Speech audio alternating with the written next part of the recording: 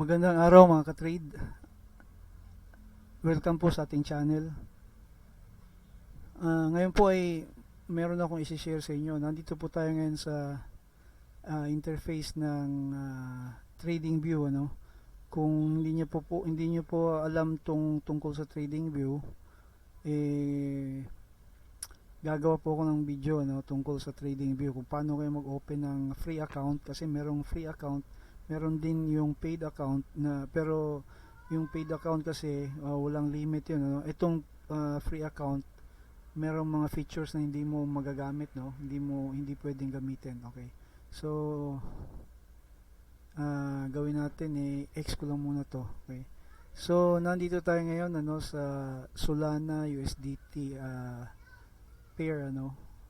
Kasi ang maganda sa TradingView, pwede mong i-list sa watch list mo, no? Ilagay sa watch list mo yung mga favorites mo na i-follow, no? Yung mga halimbawa Bitcoin, pwede rin yung mga forex, ano, foreign exchange like DXY, gold, USD. So pwede mong i-follow yan, no? Halimbawa gusto mong tingnan yung Bitcoin, no?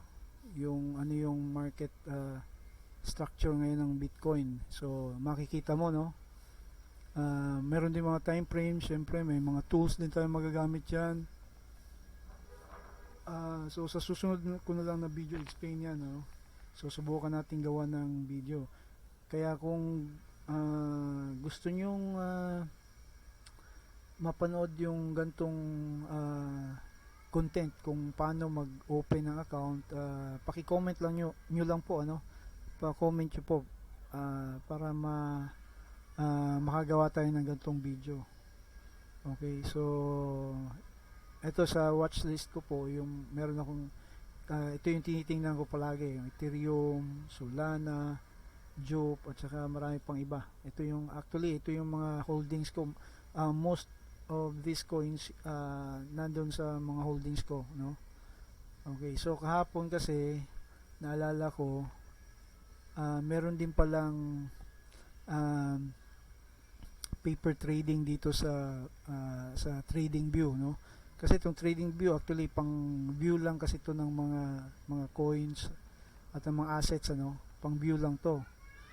So hindi ka pwede mag-trade ng real account, no? Ewan ko, siguro eventually in the future, ano, baka gumawa rin sila, pero sa ngayon wala, paper trading pa lang ang meron dito, no. So naalala ko kasi nung una kong nag-open ako ng account dito, tinry ko na to, kaya lang nakalimutan ko. So ipapakita ko ngayon sa inyo, no. So dito tayo ngayon sa trade, ano. Okay, mamaya na, pakita ko muna itong okay. So ito, kasi way back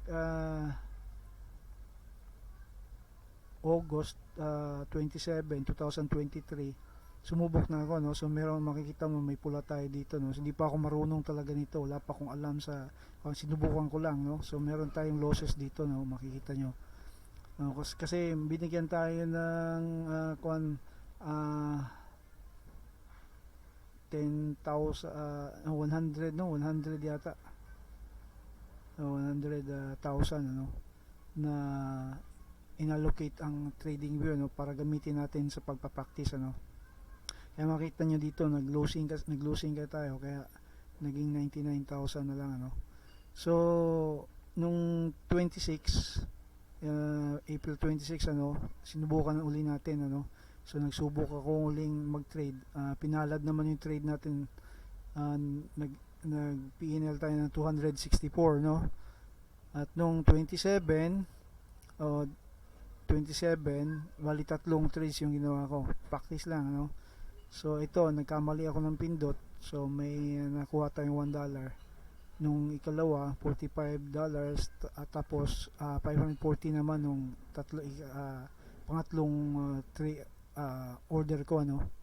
So kahapon uli, Sunday, wala akong magawa kasi hindi tayo pwede mag-trade sa Xnest, kasi yung forex kasi Monday to Fridays lang yon, ano. Weekdays lang kasi tayo pwede mag-trade doon. Pag Saturday, Sunday kasi close yan, ano. No, so nagpapahinga yung maraming traders na nagpapahinga yan, kaya yung volume makikita mo, mapapansin mo, maliit yung volume niya kaysa sa mga sa weekdays, ano. So kaya lang itong crypto kasi pwede anytime, ano. So isa pang maganda sa crypto is syempre dahil bukas yan 24/7, anytime pwede kang mag-deposit, anytime pwede ka rin mag-withdraw, no. So walang kwanto, walang holidays, ano. Pwede ka kung may emergency halimbawa at na ng Saturday or Sunday, ano. Hindi kagaya nung unlike sa traditional finance, no, na yung halimbawa mga bangko. So 24/7 tayo pwede mag-trade dito, ano. So ang nakaganda sa ang kagandahan kasi nitong scalping is pwede kang mag-income, no, kahit na anong oras, anong uptrend, ma-downtrend yung market or nagko-consolidate, pwede kang um-income kung basta matutunan mo lang kung paano, no. Okay, so ito yung trade natin kahapon, pinalad naman 52.72.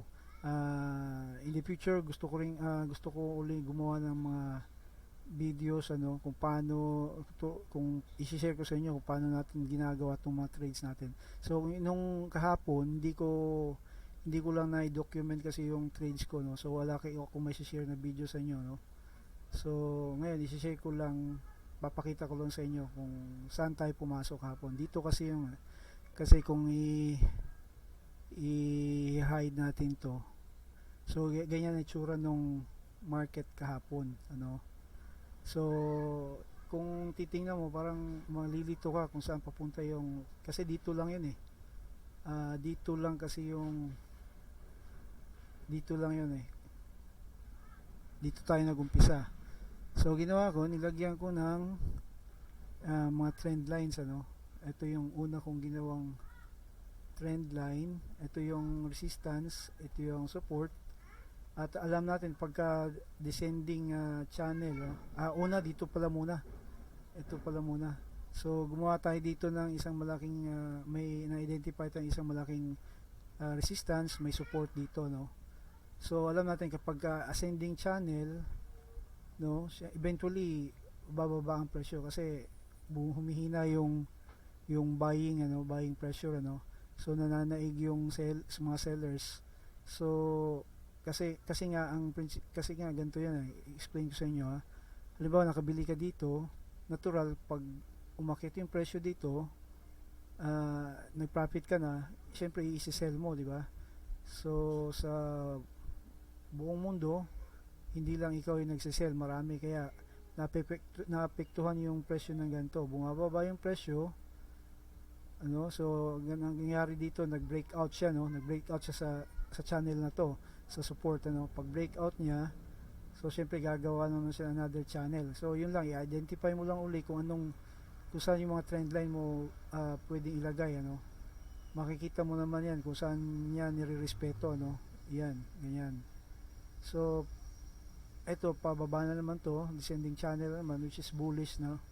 So ang ginawa ko, nag-measured move tayo dito, nagsukat tayo dito, no. Sinukat ko to, syempre, at nilagay ko doon sa maaari niyang sa portion na pwede siyang mag-breakout, ano. So ang ginawa natin, pag breakout niya kahapon, hindi muna tayo pumasok, ano. Hinintay muna nating mag-retest, ano, itong upo lang ito. Pag retest niya, tsaka tayo pumasok, ano. So hindi naman nagkamali yung bias natin, kaya lang muntik na tayong matalo. Bakit?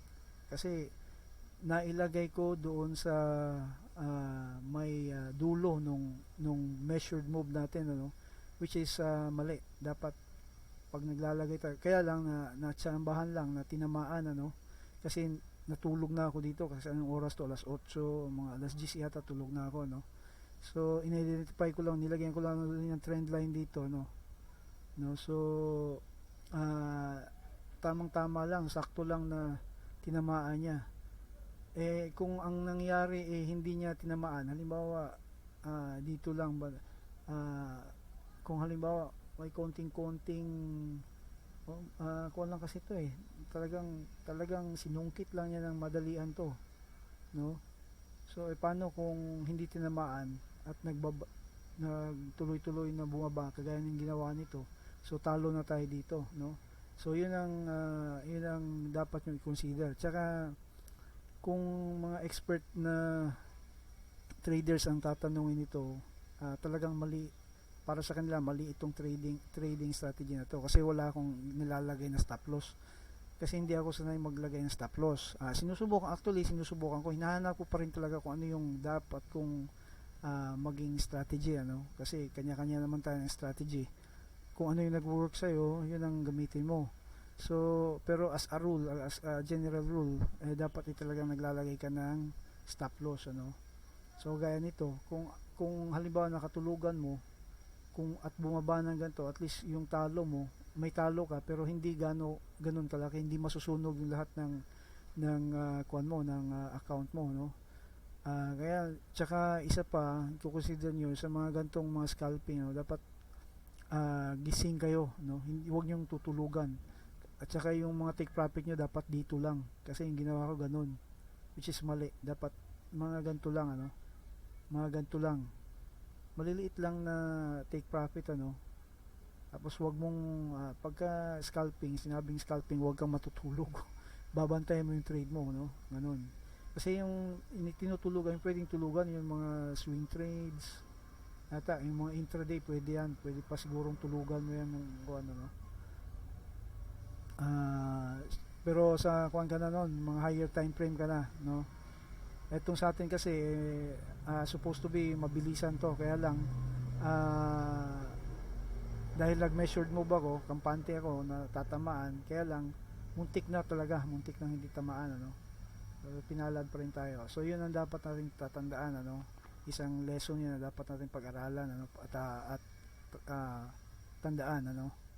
Okay, so ano pa ba? So gagawa ako ng video kung paano nyo i-open tong paper trading, kasi pag nag-open kayo ng na ganito, yung sa interface nyo kasi wala pa, hindi nyo pa makikita tong paper trading, meron pa kayong dadaanan.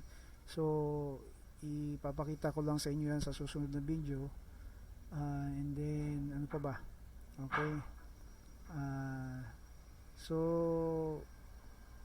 subukan ko, gagawin ko yung best ko na makapaggawa uli ng maraming video, ano, para mas makapag-aral pa tayo, no. Okay, so ano pa ba? So siguro ang itatitle ko dito is pang dalawang araw na trade, no, yung kinita natin dito sa dalawang araw nating 26, kahit na dito sa dalawang araw natin na pagtitrade, no. Okay, so okay. Isa pa pala, no, yung trading view kasi, mention ko na yata kanina, yung trading view, pwede kayo mag-open ng free account, ano. Magagamit yun na rin yun. At saka isa pa pala, may ginagamit kasi akong tawag nito, indicator, ano. Nakita ko lang to sa TikTok yata, indicator, no, na ginagamit ko rin paminsan-minsan, no, pero hindi ako nagre-rely totally dito, kasi nga medyo delayed, no, konti yung pasok mo, pero at least nakapagbigay sa iyo ng idea kung ano yung trend, no, yung current trend nung market, no. So papakita ko lang sa inyo ng mabilisan, ano, kasi at kung ayan, meron tayong mga indicators dito. Halimbawa ito, lumabas yung sell, ano, so pwede ka nang magkuhan dyan. Pag lumabas na yung sell, hintayin mo at least yung mga malaking candle na ganito, tsaka ka pumasok. Hindi yung pag labas nitong sell na to, pasok ka agad, kasi minsan pwede pang mag-change yan, pwede pang magtuloy yan, no. Tsaka kasi ang nangyari kasi dito, pag nilagpasan kasi yung dulo ng green at nagpula, kung ano yun, malaking possibility na yun talagang magtuloy na yung sell, ano. So ito, hintayin mo lang na ulit na lagpasan niya tong pula at mag-green, no? Yung hintayin uli natin yung malaking green na candle, tsaka naman tayo mag-buy, ano? Pero hindi mo naman natin sigurado, no, kung kasi hindi natin sigurado kung hanggang saan, ano. So ang maganda niyan is marunong tayo magsukat, no. Tingin tayo dito sa bandang kaliwa kung saan yung mga trend line, ano, na pwede niyang bagsakan, no, yung mga strong trend line niya, no. Ibig sabihin yung mga presyo na ilang beses niyang binabalikan, ano. Kaya nito halimbawa dito, ano, o ito, meron din, no. So identify natin yan para alam natin kung saan tayo pwedeng maglagay ng take profit natin, ano. Pwede rin tayong gumamit nitong okay, close ko lang muna to, no. Itong tawag nito, Fibonacci, ano, maganda rin gamitin to kung para malaman mo kung saan papunta yung presyo, ano. Pero sa susunod na nating video i-discuss yan, ano. Gumagamit din ako niyan. So marami tayong ginagamit ng mga indicators, ano, kung ano yung pwede kong gamitin na makakatulong sa trade ko, ginagamit ko. Hindi kasi ako yung stick to one lang ako na strategy, ano. So napag-aralan kasi natin, so yun ginagamit ko yun sa trades ko, no. Okay, so wala namang sasabi sa yung bawal yan, ano. So free naman tayong gamitin yan, no. So okay lang. Okay, so hanggang dito lang muna. So ang video nito, I hope na may natutunan kayo. I hope na naintindihan niyo yung mga paliwanag ko, at pasensya na po kayo sa style ng pananalita ko, kasi hindi po talaga ako public speaker, no. Hindi po ako sanay sa public speaking, no. So pagpasensyahan niyo na po. Sana lang may mapulot kayo na at ma-apply nyo rin sa pag-practice nyo sa demo trading, ano.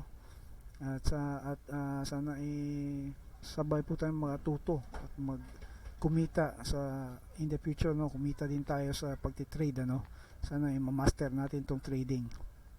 So hanggang dito lang po. Happy viewing at good luck po sa inyong lahat. God bless po.